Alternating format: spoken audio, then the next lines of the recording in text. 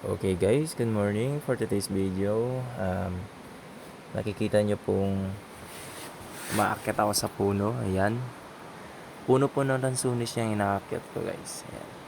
Sinusubukan kong umakyat dun sa may bandang gitna para makuha yung mga bunga ng lansunis. Actually, mahirap siya guys kasi madulas yung puno niya. Ayun, pamangkin ko, tingnan nyo. Kita nyo yung bunga. Merong mababa, merong matataas. Tulad ng sa akin, inaakyat ko ngayon. Sobrang taas nito. Dito, hinahanap ko yung saktong daanan ko para makaakyat ako dito sa may malaking puno na yan ng lansones. Yan, tingnan nyo. Para akong unggoy dyan. Nahihirapan akong makyat dyan kasi wala akong maakyatan. Di ko pa kasi nakikita yan, no? May bandang gitna ng lansones na mayroon palang pwedeng akyatan. Yan, naghahanap ako kung saan pwedeng dumaan. Kasi ito yung mga malilit na sanga. Hindi ako makaakyat. Sobrang nahihirapan talaga ako dyan that time. Kasi hindi ako makaakyat sa taas. At saka madulas pa yung puno niya kasi nagbabalat. Pag once na nagbabalat na yung lansones niya guys, yan. Bubunga na yan. Yan ang sign na bubunga na sila. Pero sa amin, bumunga na. Tsaka hinog na yung iba kaya ay nakyat ko na. Ayan, dyan. Parang dito na time, nakita ko tong buko na itong bukol ng lansones kung saan ako makakaakyat. Yan, sinisilip ko pa kung saan ako pwedeng humawak. Ayan, yan. Tingnan yung pamangkin ko guys. Sobrang baba na ng lansones na pinagkunan niya. Ayun, nakaakyat na ako. Yan. Kaya yun, nagpatuloy na ako. Yan, para akong unggoy talaga na umakyat sa taas. Sobrang taas yan guys. Akala ko mababa lang. Pero nung sa taas na ako nakakalula kahit baba lang yung tignan. Pero pag nasa taas ka na, sobrang nakakalula. Tsaka tignan nyo naman kasi yung mga puno niya. Mga sanga niya, ang lilit niya, maninipis. May ibang sanga kasi na lansones na marupok, madaling maputol. Kaya mag-iingat tayo sa pag-akyat sa mga puno. Siguraduhin matibay yung aapakan nyo para hindi po tayo mahulog. Ayan.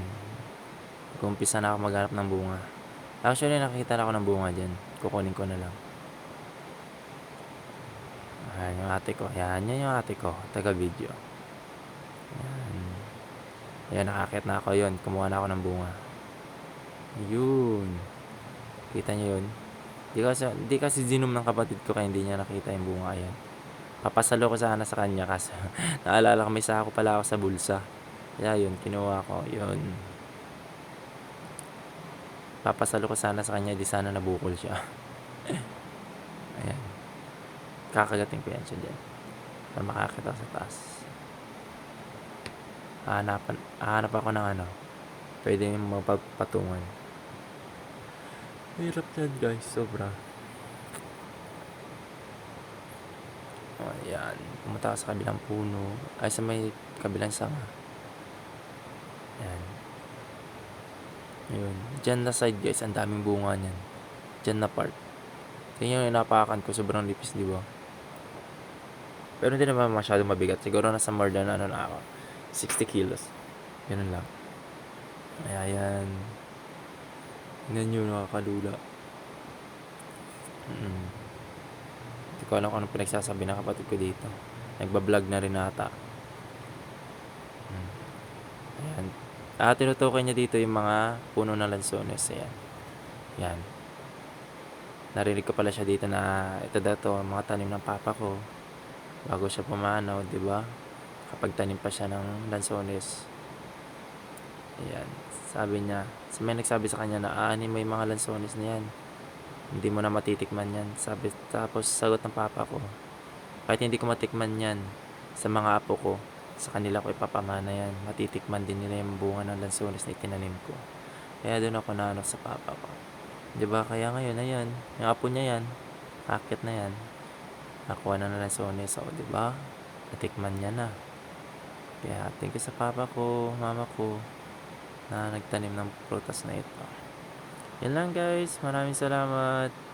Yun lang po.